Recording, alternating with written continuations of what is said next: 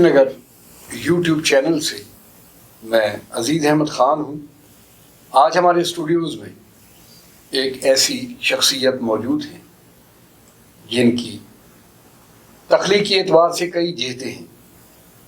صاحب طرز ادیب، نئی نویلی سوچ کو انہوں نے ہمیشہ ایک راہ دی، تابناک ماضی گزارا، شہر کی سیاسی سماجی زندگی کے امین رہے۔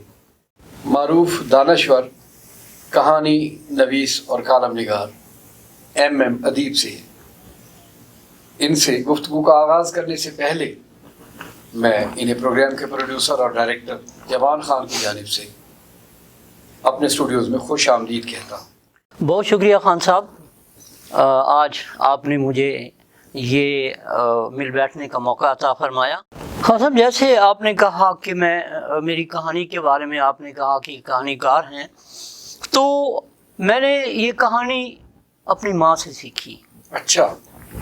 کہ وہ ہمیں رات کو جب ہم کھانے سے فارغ ہو جاتے تھے، اور آپ کو پتہ ہے میرا جو تعلق ہے وہ ایک مذہبی گھرانے سے ہے، اور کوٹلہ تولے خان کا میں رہائشی ہوں بنیادی طور پر، اور میٹرک سے پہلے یہاں سے میں نکل گیا تھا۔ اچھا جی، تو لیکن یہ ہے کہ ہم جب چھوٹے چھوٹے ہوتے تھے، رات کو کھانے کے بعد ہماری امی جو ہے نماز کے بعد ہمیں کہانی سناتی تھیں، اور اس پر مستضاد یہ کہ ہماری بڑی بہن ہوتی تھیں جنہیں ہم بیبے کہتے تھے، ہم سرائیکی لوگ ہیں، تو بیبے رات کو ایک لالٹین جلتا تھا یا دیا جلتا تھا، اس کی روشنی میں ہمیں قصہ یوسف اور زلیخا سنایا کرتی تھیں، اور وہ جس ٹون میں سناتی تھیں میں تصور کر کے آج بھی بڑا انجوائے کرتا ہوں۔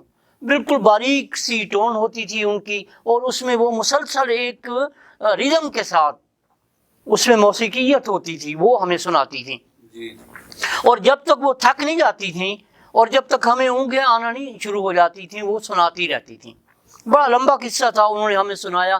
اس کے علاوہ بھی انہوں نے ہمیں ہیر رانجھے کا قصہ بھی سنایا، اور وہ ہمارے بڑے بھائی تھے حافظ ابراہیم صاحب، آپ کے ساتھ رہے ہیں، تو وہ انہوں نے کہا بھی دیکھو ہم لوگ سیال ہیں تو کچھ ہیر رانجھے کا قصہ بھی سنانا چاہیے۔ اچھا۔ تو اس نسبت سے پھر ہماری بہن نے جو ہے وہ بڑی محبت کے ساتھ ہمیں وہ سنایا۔ وہ بھی اسی طریقے سے ایک اس میں لکھا ہوا تھا شعری اس میں، تو وہ ہمیں سنایا۔ تو یہ بڑا عجیب غریب ایک تھا کہ ہم نے جو کہانی ہے وہ اپنی ماں سے سنی، یا پھر وہ قصہ جو ہے نا جی اس نے ہمیں اس بات پر مجبور کیا کہ کہانی لکھیں، اور بڑا ہونے کے بعد میں نے پھر کہانی لکھنا شروع کی۔ ادیب صاحب، آپ کی گفتگو نے نا ماضی کا دریچہ تو کھولا ہے، میرے باطن میں یادوں کے کئی رنگ اب جھلمل کر رہے ہیں۔ آپ نے میرے اور اپنے آبائی محلے کی بات کی، جہاں محنت کا شلوک لیکن حمیت پسند لوگ بستے تھے۔ وہ محلہ نہیں، ایک دبستان تھا، وہاں ہم نے پرورش پائی۔ آپ کی باتوں میں اصل میں اتنے خوبصورت فکر کے زاویے موجود ہیں۔ میں الگ الگ باتیں کروں آپ سے تو میرے خیال میں انٹرویو کی کئی نشستیں ہونی چاہیے، لیکن جو بات آپ کی ابتدائی گفتگو سے مجھے سمجھ آئی کہ کہانی سے آپ کا رشتہ گھر کے آنگن میں جڑا، اور وہی بات آپ کے ذہن میں راسخ ہوئی، اور وہاں سے کہانی آپ کے ذہن پہ کینوس پہ پھیلتی چلی۔ دراصل میں نے جو آغاز کیا لکھنے کا وہ بہت ہی چھوٹی عمر میں کیا، امروز سے۔ امروز کی جو بچوں کا اخبار نکلتا تھا، عزیز عصری صاحب اس کے انچارج ہوتے تھے، بہت بڑے آدمی تھے جی، اور عزیز عصری صاحب جو ہے وہ میری کہانیاں جو ہے اتنی چھاپتے تھے جس کی کوئی انتہا نہیں۔ اور مجھے بڑا یہ ہوتا تھا کہ میں اسکول میں جب جاتا تھا، میں ملت اسکول میں پڑھتا تھا، اور آپ کو میں یہ بتاؤں میری ابتدا جو ہے وہ مدرسوں سے ہوئی جی، میں نے جی دینی مدرسوں سے ہوئی، اور وہاں سے پہلے میں نے حفظ قرآن کیا، اور اس کے بعد اچھا میں نے وہاں پر جو ہے وہ گلستان بوستان بھی پڑھی، ہاں جی، سبکن پڑھی۔ اس کے بعد جو ہے وہ مجھے سید عطاء المحسن شاہ صاحب نے ملت اسکول میں داخل کیا۔ اچھا۔ اور آپ کو پتہ ہے ملت اسکول ایک بہت بڑی لیجنڈ جو تھے، وہ ان کا یہ نصرت بیگ صاحب کا تھا، مرزا مسرت بیگ صاحب کا، تو وہاں مجھے موقع ملا ان کی زیارت کا، اور جناب علی ان کے اس ادارے میں پڑھنے کا۔ جیسے میں نے کہا خان صاحب کہ میں ملت اسکول کا طالب علم تھا، تو اسماعیل رشدی صاحب جو تھے ان سے ہم نے جو ہے وہ اردو سیکھی۔ وہ ہمیں اردو پڑھاتے تھے، ہم خالص سرائکی لوگ، ٹھیک ہے نا جی، گھر میں بھی سرائکی بولی جاتی تھی، باہر بھی ہم سرائکی بولتے تھے، اور اردو کا تو تصور ہی نہیں تھا ہمارے یہاں۔ لیکن اسکول میں اسماعیل رشدی صاحب نے جس طریقے سے ہمیں اردو پڑھائی، کمال۔ پھر اس کے بعد کالج میں پروفیسر آصف کرنالی صاحب سے میں نے اردو پڑھی اور ان کے زیر سایہ رہا، اور میں غزل اگر کبھی کہتا تھا ان کو دکھاتا تھا، میرا وہ میدان نہیں تھا، لیکن میں کبھی کبھی جو ہے وہ غزل بھی کہہ لیتا تھا اور نظمیں بھی میں لکھتا تھا، جو اب تک لکھتا ہوں۔ اور بڑی بچوں کی میں نے کہانیاں لکھی، اور روزنامہ امروز ہی نہیں، اس میں آفتاب بڑا اس وقت ان دور میں، اس تحریک کے دور میں بہت چڑھا تھا روزنامہ آفتاب، تو آفتاب میں بہت ساری کہانیاں لکھی۔ تو یہ ایک سلسلہ جو ہے کہانی لکھنے کا، یہ بہت قدیم مطلب پرانا ہے، جتنا میں پرانا ہوں اتنا ہی۔ اور کہانی جو ہے وہ مجھے کبھی کہانی لکھتے ہوئے کوشش نہیں کرنی پڑی۔ کہانی جو ہے وہ مجھے ایسے لگتا ہے جیسے مجھے کوئی چیز جکڑ لیتی ہے، اور پھر یہ ہوتا ہے کہ میں کہانی لکھنا شروع کر دیتا ہوں۔ اصل میں خان صاحب جو میں نے کہانی کی انسپریشن ہے نا، وہ قرآن پاک سے لی ہے۔ مثلا میں نے ضیاء الحق کے دور میں ایک کہانی لکھی، تھکا ہوا گھوڑا۔ اچھا، اس کی ابتدا ہوتی تھی سورت قاریہ سے، کہ وہ کھڑکھڑانے والی۔ صحیح، کیا ہے وہ کھڑکھڑانے والی؟ تو میں نے جب وہ کہانی ماہ 9 میں بھیجی، تو کشور ناہید نے بڑا عجیب جملہ لکھ کے وہ مجھے واپس کر دی۔ اس نے کہا، ادیب، آئینہ دیکھنے کے موسم میں ہم پیدا نہیں ہوئے تھے، ٹھیک ہے نا جی، یہ کہانی تمہیں واپس بھیج رہی ہوں، ٹھیک ہے۔ اور وہ کہانی نہیں چھپی، بعد میں ماہ 9 میں بہت چھپا۔ یہ ہوا کہ 87 میں 87 میں ماہ 9 کا پاکستان نمبر چھپا، پاکستان کا ادب نمبر چھپا۔ اس میں آپ کی اطلاع کے لیے عرض ہے، ملتان سے میری کہانی، تھکی ہوئی شام سے مکالمہ، اور نوشابہ نرگس کی کہانی تھی، باقی کسی کی کہانی نہیں تھی۔ نہیں، میں یہ سمجھتا ہوں کہ انوار صاحب بہت بڑے کہانی کار ہیں، لیکن اس وقت کیا سرکمسٹانسز تھے یہ نہیں مجھے پتا، ٹھیک ہے نا جی۔ تو کہانی جو ہے وہ اس طریقے سے سفر کر رہی تھی، اور میں کہانی کے ساتھ ساتھ سفر کر رہا تھا۔ بڑی خوبصورت گفتگو آپ کرتے ہیں، ماضی کے اعتبار سے آپ کی شخصیت میں دھنک کے کئی رنگ موجود ہیں۔ اچھا، جو آپ نے گفتگو کی اس سے مجھے ایک سوال میرے ذہن میں پیدا ہوا۔ مجھے یوں لگتا ہے کہ کہانی آپ کے اندر کہیں سانس لیتی رہی، آپ نے آپ کی جو انوائرمنٹ تھی ان سے بھی کہانی کشید کی، کردار آپ کے سامنے شعوری لاشعوری طور پر گزرتے رہے، کہانی آپ کے اندر پختہ ہوتی چلی گئی، اور یہ کہانی پھر آگے چل کے شاید کسی مزاحمتی شخص میں بھی تبدیل ہوئی۔ تو مزاحمت اس وقت چل رہی تھی، جنرل ضیاء الحق کے خلاف چل رہی تھی، اور بہت ساری قوتیں تھیں، ٹھیک ہے نا، جو ان کے خلاف چل رہی تھی، جنہوں نے، اب یہ دیکھیں نا، اس دور میں بات ذرا لمبی ہو جائے گی، کہ اس دور میں جماعت اسلامی نے ساری وزارتیں لے لی، ٹھیک ہے نا جی، اور ساری کی ساری تحریک جو تھی، جو چلی تھی، وہ اس کے قدموں میں ڈھیر کر دی ضیاء الحق کے۔ تو یہ ہمارے المیہ تھے جو ہماری کہانی میں آئے، صرف میری کہانی میں نہیں، میرے اس وقت کے دور کے سارے ادیب جو ہے وہ صلاح الدین حیدر جیسے لوگ بھی جو زیر عتاب بھی آئے، لیکن اس کے باوجود بھی وہ کام کرتے رہے، اور انہی سے یہ ہم چھوٹے ہوتے تھے، انہی سے انسپریشن لیتے تھے، آپ جیسے لوگوں سے انسپریشن لیتے تھے جو ماریں کھا رہے تھے۔ ہم تو ذہنی مار کھا رہے تھے، چھوٹے تھے، ہمیں کوئی ہاتھ نہیں ڈالتا تھا، لیکن ہمارے اوپر مقدمے پھر بھی ہوتے تھے، ٹھیک ہے نا جی۔ تو آپ لوگوں کی ہم جد و جہد سے دیکھتے تھے کہ کس طریقے سے آپ لوگ جو ہے وہاں نعرے مارتے ہوئے جاتے تھے، ہم آپ لوگوں کے پیچھے پیچھے آتے تھے، ٹھیک ہے نا جی۔ تو یہ سارا مزاحمتی سلسلہ کوئی نیا نہیں تھا، یہ ہمارے ساتھ بہت پرانا ہے، ٹھیک ہے نا جی۔ انجمن ترقی پسند تحریک جو ہے، اچھا پھر یہاں وہ جو ہے ایک بات پھر آ جائے گی کہ مجھے بے نظیر صاحبہ محترمہ کے دور میں جب مجھے انجمن ترقی پسند مصنفین کا جنرل سیکرٹری بنایا گیا، اس کا ایک ہی عہدہ ہوتا ہے، عابد عمیق صاحب، انوار صاحب، خالد سعید صاحب، یہ سارے اس وقت موجود تھے، لیکن پھر منافقتیں بھی تو چلتی ہیں نا جی۔ آپ پروگرام دیکھ رہے ہیں لائیو ود عزیز خان، اور میرے ساتھ موجود ہیں ایک بصیرت مند شخصیت ایم ادیب۔ آپ نے ان کی گفتگو سے اندازہ لگا لیا کہ فکر کے کئی علاؤ ان کی ذات میں روشن نظر آتے ہیں. یہ انٹرویو اگر میں چاہوں یا وقت اجازت دے تو میرے خیال میں جیسے قصہ کہانی الف لیلا کی داستان سنائی جاتی تھی، پوری رات ہم اس کو دہرا سکتے ہیں. بہت ساری باتیں ہیں جو میں ان سے پوچھوں گا، اور آپ کو بھی یقیناً ان باتوں کے جواب میں ایک دور سانس لیتا ہوا نظر آئے گا. لیکن فی الوقت مجھے بریک پر جانا ہے، آپ رہیں گے میرے ساتھ.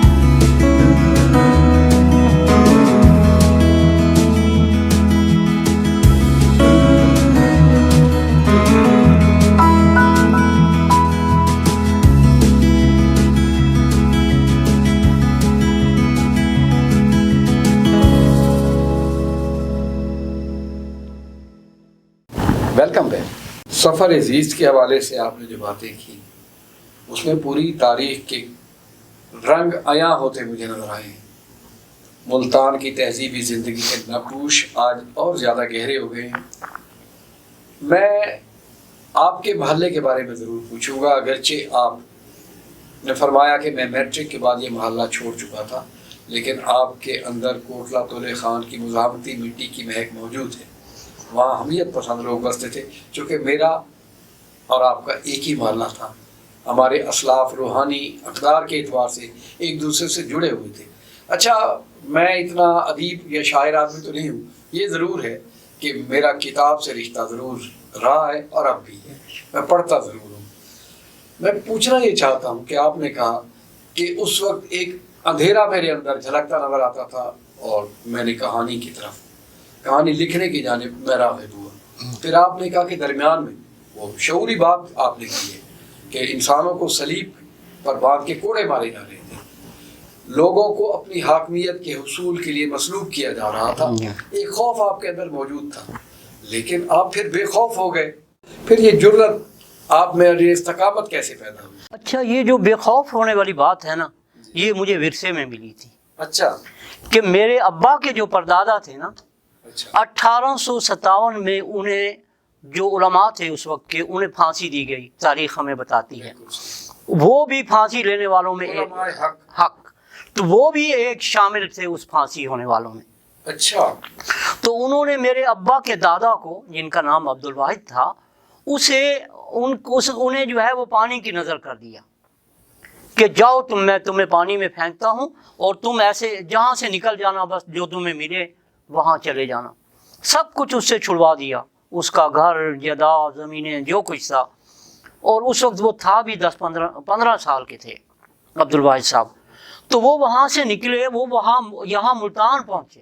تو اس کا مطلب یہ ہوا کہ آپ کے اسلاف جو تحریک آزادی میں بھی نمایاں کردار ادا کرتے رہے اور ملتان ہجرت کر کے آئے. تو آپ کا خاندان کہاں سے ہے؟ جی، ہمارا تعلق جو ہے وہ جھنگ سے تھا. جھنگ اب بھی وہ بستی ہے، واسو استانہ. اچھا، ٹھیک ہے نا جی، وہاں سے ہمارا تعلق تھا. اور وہاں سے وہ یہاں آئے اور مدرسہ عبیدیہ میں پھر انہوں نے داخلہ لے لیا. اچھا، یہ تو ظلم یہ ہے کہ میں ابھی عبیدیہ والوں کے پاس گیا، میں نے انہیں کہا جی آپ اپنا ذرا ریکارڈ کھولیں تو میں کچھ دیکھنا چاہتا ہوں. انہوں نے کہا جی ہمارا ریکارڈ جو ہے وہ تلف ہو گیا بارشوں میں. تو ان کا پھر ایک بیٹا تھا. اچھا، میرے جو ابا کے دادا تھے ان کا ایک بیٹا تھا، اس کو انہوں نے عالم بنایا. وہ یہاں آ کے بسے پھر کوٹلہ تولے خان میں. تو وہ یہاں آ کر جب بسے تو وہ بہت بڑے عالم بن چکے تھے اور وہ بڑے حاذق حکیم بھی تھے. اچھا، ہاں. اور میں آپ کو ایک دلچسپ بات بتاؤں کہ آپ کے جو والد محترم تھے مولانا عبد الکریم بخش زخمی، ان کا تخلص تھا اور شاعر تھے. اور میں نے ان کی تقاریر سنی ہے لیکن بچپن میں، اور بڑے دبنگ آدمی تھے. اور ان کا لہجہ، اور مجھے آج تک یاد ہے کہ دور تک ان کی آواز سنائی دیتی تھی جب جمعہ نماز کا وہ خطبہ، وہ جو ہے تقریر فرماتے تھے. تو یہاں پھر میرے دادا جو ہے وہ یہاں رہے. اور پھر جب میرے ابو جو ہے وہ بہت سیلانی آدمی تھے، پھرتے رہتے تھے، لیکن انہیں دادا ابو نے روک دیا کہ آپ نے جنگ نہیں جانا. صحیح. لیکن اس کے بعد بھی ایک لمبی کہانی ہے کہ وہ وہاں گئے، پھر کیسے وہ ہوا. تو بہرحال جب سید اللہ شاہ صاحب بخاری یہاں تشریف لائے کوٹلے میں، اور یہاں انہوں نے پھر اس کا نام رکھا کوٹ تغلق شاہ، کوٹلہ تولے خان کو وہ کوٹ تغلق شاہ لکھتے تھے، اور اسی پر ان کی خط و کتابت ہوتی تھی۔ خان صاحب، چونکہ میں ذاتی طور پر کہانی کار ہوں اور میرے اندر کہانی ہر وقت جو ہے نا جی وہ ایک کیا اسے کہ بکل مارے بیٹھی ہوتی ہے، اور میں سوچ رہا ہوتا ہوں کہ میں اس کو کیسے لوں۔ جی دوبارہ کرو سر، بتا کو آخر مائک کو نہیں چھیڑنا۔ اوہو سوری، ہاں ٹھیک ہے، ہاں چلو دوبارہ وہ کہانی کے بارے میں۔ جی اب کہانی جو ہے وہ میرے اندر بکل مارے بیٹھی ہوئی ہے اور کوئی پتہ نہیں ہوتا۔ بعض اوقات ایسے ہوتا ہے کہ سالہ سال گزر جاتے ہیں، میں کہانی نہیں لکھتا۔ ڈاکٹر خلیق اور دوست جو میرے اور ہیں، جو میرے ہم اثر ہیں، وہ مجھے کہتے ہیں ادیب تمہاری کہانی نہیں آئی۔ تو پھر ایسے ہوتا ہے ایک دم سے جیسے کوئی کہانی چھلانگ لگا کے باہر آ جاتی ہے اور میں لکھتا ہوں۔ اور میں کہانی کے حوالے سے آپ کو بتاؤں کہ میں انسپائر جو ہے وہ انتظار صاحب سے بہت ہوں، انتظار حسین سے، اور سعادت حسن منٹو جو ہے نا جی وہ میرا آئیڈیل تھے۔ اس حوالے سے میں نے ڈی ایچ لارنس کو بھی پڑھا اور اس کی کہانی کو دیکھا، اور میرے اندر جو ہے جو ان کی جس حوالے سے مزاحمت ہوتی تھی کہ عورت کی بے بسی، تو میں بھی اس حوالے سے، یعنی یہ ڈی ایچ لارنس ہو یا سعادت حسن منٹو ہو، یہ جنس پہ لکھتے ہیں لیکن یہ حظ اٹھانے کے لیے نہیں لکھتے جنس پر، یہ بتانے کے لیے لکھتے ہیں کہ یہ جو ہم لوگ، یہ جو جنس ہے یہ ایک حقیقت ہے، اس سے آنکھیں نہیں چرائی جا سکتی۔ جو لوگ یہ کہتے ہیں یہ فحاشی ہے، وہ جھوٹ بولتے ہیں، وہ دراصل اپنے آپ سے دھوکہ کر رہے ہوتے ہیں۔ یہی زندگی کی حقیقتیں ہیں جو منٹو نے ہمیں بتائیں۔ اور پھر انتظار صاحب کا اپنا ایک ماضی سے جڑے ہوئے تھے، ناسٹالجیا تھا، تو میرے اندر بھی ایک ناسٹالجیا تھا کہ میرا خاندان وہاں سے چلا، اس کو پھر وہاں پناہ نہ ملی، ٹھیک ہے نا جی۔ تو میری کہانی میں بھی وہی مزاحمت اسی حوالے سے آتی تھی کہ ہم اپنے دیش سے نکالے ہوئے لوگ ہیں، ٹھیک ہے نا جی، اور یہاں ہم آئے ہیں تو یہاں بھی ہمیں تو پناہ نہیں ملی، اس شہر میں بھی ہم اب بھی ایسے لگتا ہے جیسے ہم ہجرت میں ہوں، ٹھیک ہے نا جی۔ اور جب اس ہجرت کو میں جوڑتا ہوں نا نبی کریم صلی اللہ علیہ وسلم کے ساتھ، میں نے آپ سے عرض کیا میرا مذہبی جو ہے نا جی وہ ایک حوالہ ہے، تو پھر مجھے لگتا ہے کہ وہ بھی تو ہجرت تھی نا جی، انہوں نے کتنے دکھ اٹھائے تھے، اور پھر میں اپنے آپ کو جو ہے مضبوط کر لیتا ہوں کہ یار یہ ہجرت جو اندر کی ہے یا باہر کی ہے، یہ ہمارے لیے بہت بڑا جو ہے نا جی اعزاز ہے، اور ہم انہی یادوں کے سہارے جو ہے جی رہے ہیں۔ اور کہانی جو ہے اس کے سفر کے لیے یہ ہوتا بھی ضروری ہے کہ آپ کے پاس کوئی ایسے دکھ ہوں جن کو آپ پینٹ کریں، تو میرے پاس پینٹ کرنے کے لیے بہت کچھ ہے، ٹھیک ہے نا جی۔ اب یہ ہے کہ حالات نے کچھ عجیب کیا کہ کچھ لکھ سکے کچھ نہ لکھ سکے، تو اب تک کر رہے ہیں کام، اور یہ کام چلتا رہے گا، اس وقت تک چلتا رہے گا جب تک سانس ہے۔ میری جو ہے ایک بک آ چکی ہے کہانیوں کی، دھند میں لپٹا آدمی، اور میں کالم لکھتا ہوں، آپ نے جیسے فرمایا، اس میں آج کل تو میں 98 سے میں لکھ رہا ہوں وہاں اوصاف میں، اور یہ پاکستان سے میں اور حامد میر پاکستان چھوڑ کے اوصاف میں آئے تھے۔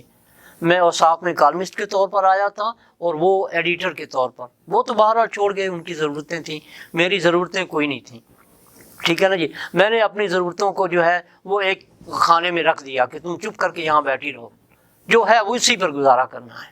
ادیب صاحب ایک بحر بے قرار ہیں آپ کے اندر، وہ موزن ہے، وہ آپ کی سچائی ہے، صداقت ہے، اسلاف سے ملنے والا ورثہ ہے۔ یہ وہی لوگ تھے جو ہر دور میں انا الحق کہتے تھے۔ آپ سے یہ انٹرویو میں مزید کروں گا، اس سے نہ میری تشفی ہوئی ہے، اور میں یقین سے کہتا ہوں جس علمی انداز سے آپ نے گفتگو کی ہے، اس سے آج اس انٹرویو کا اختتام پذیر ہو جانا یہ آخری منزل نہیں ہے، ہم کرتے رہیں گے۔ لیکن اس انٹرویو میں ایک آخری سوال میں آپ سے یہ کرنا چاہوں گا کہ آپ نے ڈی ایچ لارنس کی بات کی، آپ نے سعادت حسن منٹو کی بات کی، اور انتظار حسین کی بات کی۔ اپنی باتوں کو میں یہی محدود کرتا ہوں، آپ کے اپنے کہانی کے موضوعات کیا ہوتے ہیں؟ تو سیدھی سادی بات ہے خان صاحب، میں نے علامت میں لکھا، تجرید میں لکھا، ٹھیک ہے نا جی، اور کہانی کو اس کے کہانی میں لکھا، اور یہ سب جو لکھا ہے میں نے، اس میں میرے زیادہ تر موضوعات جو ہے وہ میں حقیقت بتا رہا ہوں کہ وہ جنس ہیں اچھا اور ناسٹالجیا ہے۔ ہمارے ہاں جس طریقے سے عورت جو ہے اس کا استحصال ہوتا ہے، اور صرف عورت کا ہی نہیں ہوتا، مرد کا بھی ہوتا ہے، میں نے دونوں سائڈیں جو ہے وہ دیکھی ہیں، ایک سائڈ کو صرف نہیں کر دیا۔ منٹو کے وقت چونکہ فسادات تھے صحیح، تو وہ ایک نظر سے عورت کی حالت کو دیکھ رہے تھے کہ کس طریقے سے اس کا استحصال کیا گیا، اور میرے ہاں جو ہے وہ صرف عورت کا استحصال نہیں ہو رہا بلکہ مرد کا استحصال بھی ہو رہا ہے، اور یہ سارے میرے موضوعات ہیں۔ اور خاص طور پر جو معروضی سیاست ہے، اس کو میں اپنے کالموں کا تو موضوع ہوتا ہی ہے، میری کہانی میں بھی اس کی بازگشت آپ کو ملے گی، اور میں جو کچھ بھی لکھتا ہوں اپنی دھرتی سے حاصل کرتا ہوں، اور اس دھرتی والوں کو وہ دینے کی کوشش کرتا ہوں۔ ہم درویشوں کے چینل عزیز نگر کے اسٹوڈیوز میں تشریف لائے، میں روحانی مسرت محسوس کر رہا ہوں، میرا جی نہیں چاہتا کہ آپ سے کوئی رسمی گفتگو کروں، ایک غیر مرئی سی خوشی ملی ہے آپ سے گفتگو کروں۔ میں اس پروگرام کے پروڈیوسر اور ڈائریکٹر جمان خان کی جانب سے اور اپنی جانب سے آپ کا شکریہ ادا کرتا ہوں، اور آپ کو یہ بھی عرض کرنا چاہوں گا کہ یہ مسافت کی پہلی منزل ہے، آپ کے اندر کہانیوں کے جو رنگ جھلملاتے ہیں اس گفتگو کو ہم آنے والے انٹرویوز میں مکمل کریں گے۔ آپ کا اور میرا یہ سفر جاری رہے گا، اور میں سمجھتا ہوں کہ زندگی کے جو خوبصورت استعارے آپ کی گفتگو میں مجھے آج نظر آئے ہیں، میں ادیب تو نہیں ہوں لیکن آپ ساتھ رہے تو شاید میں ادیب یا کہانی نویس بن جاؤں۔ بہت شکریہ جی، بہت شکریہ خان صاحب، آپ نے مجھے بلایا، یہ میرے لیے اعزاز ہے کہ عزیز نگر نے مجھے یہ اعزاز بخشا ہے، اور میں یہاں آیا ہوں۔ میں بڑا انٹروورٹ سا بندہ ہوں، بس ایک کنج تنہائی میں پڑا ہوا ہوں، شہر سے دور جو ہے نا جی، لیکن آج آپ نے یہاں بلایا اور میری حوصلہ افزائی کی، بہت بہت شکریہ۔ عزیز نگر یوٹیوب چینل کو یہ سعادت حاصل ہوئی کہ ان میں تو خیر عیز بیان پایا جاتا ہے، یہ ایک بڑی شخصیت ہے، انشاءاللہ آپ ان کی گفتگو آنے والے انٹرویوز میں دیکھیں گے۔ اور عزیز احمد خان کو اس شعر کے ساتھ اجازت دیجیے۔ آبلے ہیں سینہ چاکانے چمن سے سینہ چاک، بوئے گل کی ہم نفس باد صبا ہو جائے گی۔ اللہ نے کرم۔